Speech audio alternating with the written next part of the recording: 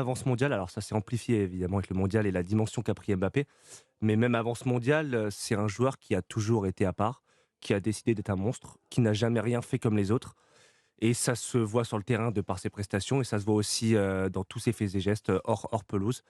C'est un gamin qui part à la chasse de tous les records, qui veut tout gagner tout le temps, qui veut reprendre quand il perd, qui ne laisse aucune place au temps et tu l'as si justement dit, il est rentré lundi, il a fait mardi son anniversaire et mercredi, il est déjà sur la pelouse du camp des loges. C'est comme ça, c'est son état d'esprit, c'est un champion, c'est un guerrier et oui, on peut avoir un peu de prudence comme, Philippe et Alain l'ont dit par rapport à l'état physique, par rapport à la configuration de la saison, par rapport à la situation du PSG et de la situation offensive du PSG. Mais Mbappé, il se pose pas toutes ces questions. Mbappé, il est revenu, il pense qu'à mettre 3 buts à Strasbourg dans 3 jours et lui, il en a rien à faire de tout ça et il va je pense que pour lui, cette défaite en finale de coupe du monde, c'est presque un mal pour un bien. Parce que là, il va vouloir aller tout chercher, tout gratter, montrer que c'est lui le meilleur du monde et c'est pas Messi, même si évidemment ils sont partenaires au PSG et on avait déjà un monstre, on a créé un super monstre. Oui, en gros, on comprend dans chacune de ces déclarations que peu importe ce que fait le pouvoir politique, lui, il est à la tête de la Fédé, il est incontestable, incontesté, et que personne n'ose lui dire quoi que ce soit dans son. Il n'hésite pas à le dire quand il dit en janvier, je verrai Didier Deschamps, puis on décidera, etc. Il montre bien il ne craint, enfin, il ne prétend ne rien craindre de la commission d'enquête et qu'il n'y aura aucun problème, etc. Il fait son timing comme s'il n'y avait aucune échéance devant, sauf l'échéance d'une campagne présidentielle à la fédération dans 2 ans. Je crois que c'est C'est après les 2024 de JO, mémoire, hein? c'est après les JO 2024. C'est 2024, ça. décembre 2024, donc dans 2 ans et demi, non, dans deux Dans ans, dans 2 deux ans, ans. dans 2 ans, dans 2 ans. Et voilà, bon, après, la réalité, elle est évidemment pas celle-là.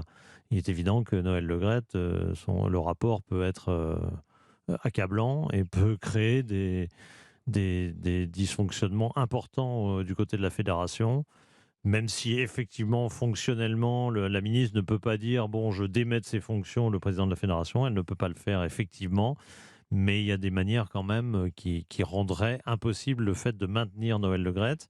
Et dans ce sens-là, le fait qu'il nomme un sélectionneur en janvier pourrait être à nouveau considéré comme vraiment un irrespect total de la part de Noël Le Graët de tout ce qui traîne autour de la fédération. Or, il a bien dit qu'il verrait Didier Deschamps en janvier. Bon, L'homme était assez extraordinaire, et que ce soit sur le court et en dehors du court, avec une attitude à la fois très professionnelle, très humble, très respectueuse et très travailleur. On voyait que c'était quelqu'un qui était déterminé dans son parcours.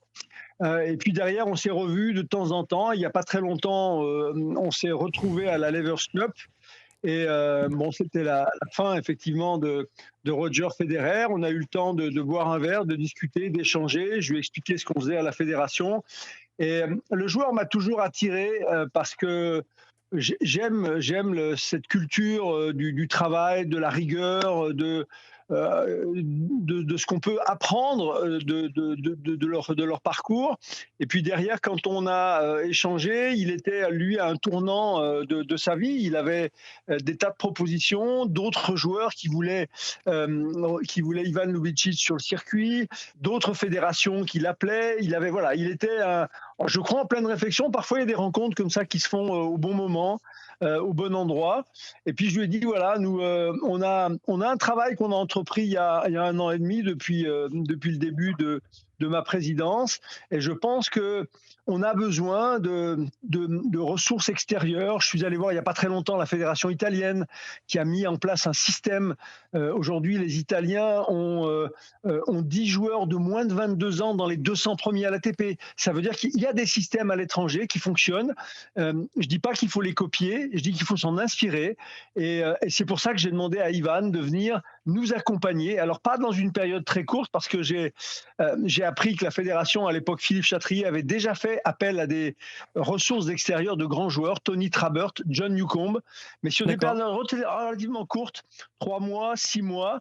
Et là, moi, il m'a semblé que la période 2 ans, l'échéance Paris 2024, même si on sait que sur les joueurs, du circuit mature, ce sera compliqué d'apporter un certain nombre de choses, mais pourquoi pas. En revanche, sur les jeunes joueurs entre 14 et 21, 22 ans, je pense qu'il peut nous apporter beaucoup. Oui, alors déjà Karim Benzema, il s'est passé quelque chose, on le saura sûrement un jour, parce que vu son état physique, je pense qu'il peut apporter encore un petit peu à l'équipe de France. Bon, ça, passons. Je me rappelle d'une chose, en 2012, quand Didier Deschamps récupère cette équipe, il va faire des choix forts, il va expliquer qu'en 2014, la Coupe du Monde au Brésil, il doit préparer une jeune génération qui doit faire 2016 et 2018. C'est exactement ce qui se passait. On sort face à l'Allemagne en 2014, il y a une génération qui est en place. À partir de là, il met des joueurs, on voit 2016, 2018... ce que je veux dire, c'est qu'aujourd'hui, il a un choix qui est très important. Moi, je suis désolé, je suis un petit peu plus dur que mes camarades. Je pense que certains joueurs, même Hugo Lloris, qui nous a fait remporter la Coupe du Monde 2010, qui a fait les arrêts qu'il faut sur cette Coupe du Monde, il faut penser dans 4 ans. Parce que dans 1 an et demi, on va préparer des joueurs. Pour moi, Giroud, Donc on met de j'adore côté Giroud. l'euro. Est-ce qu'on part pour la Coupe du Monde? Est-ce qu'on doit préparer un groupe dans 1 an et demi? Il y a un championnat d'Europe, puis après 2 ans après, il y a une Coupe du Monde. Est-ce qu'on laisse 2 ans pour préparer un groupe ou on fait des choix forts? Est-ce qu'on doit faire des choix forts? Dans l'histoire, Aimé Jacquet, à une période, va sortir des joueurs hyper importants pour balancer une génération qui va s'appeler Lizarazu, qui va s'appeler Dugarry, au détriment de très grands joueurs. Donc, est-ce que c'est pas le moment? En tout cas, si Didier Deschamps rempile, il faut qu'il fasse les 4 ans. On ne peut pas l'arrêter au milieu. Il faut qu'il aille au bout. Je suis désolé, 2 ans, ça ne servira à rien. Si Didier Deschamps fait le choix de rester, il va faire des choix pour moi, forts, parce que des joueurs dans 4 ans, ils ne seront pas là. Est-ce que Hugo Lloris dans 4 ans sera là? Est-ce que Varane sera là? Est-ce que Kimpembe sera là? On parle d'un état physique, en sachant que la jeune génération qui arrive et qui pousse est très intéressante. Donc, je me dis, pour moi, Didier Deschamps a le possibilité de rester, mais par contre, il faut qu'il reste pour 4 ans. Et qu'on ne dise pas, non, mais on va faire un intermède entre-temps, et peut-être qu'il partira. Il faut arrêter, il faut qu'il signe 4 ans, et il va préparer son groupe, et il va remettre tout en place. Voilà ce que je ferai.